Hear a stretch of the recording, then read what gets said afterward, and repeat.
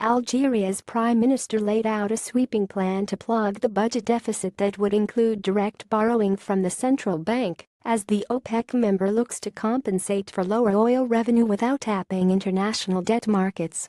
The five-year plan presented by Prime Minister Ahmed Yahya aims to balance the budget by 2022 and reverse a deficit that ballooned with the plunge in global crude prices, which also cut foreign reserves by nearly half. If we turn to external debt, as the IMF suggests, we will need to borrow US $20 billion a year to repay the deficit, and within 4 years we will be unable to repay the debt, Yahya said. This is what made the government look at non-traditional financing.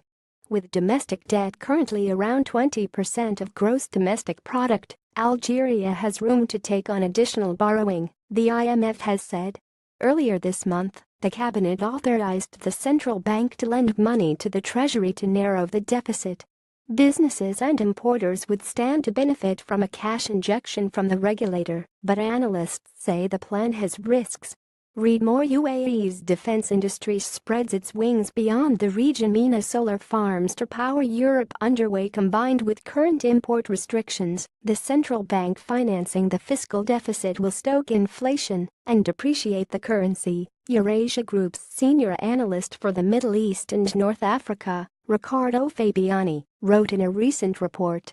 Yahya said international reserves have fallen to about $100 billion since 2014 from about $177 billion. But Fabiani warned that the measures outlined on Sunday, including tapping Islamic financing, may not be enough to fend off the need to tap international markets. Austerity measures and the currency depreciation will only have a limited impact on the current account deficit that is likely to be partly counterbalanced by stronger domestic demand, he said.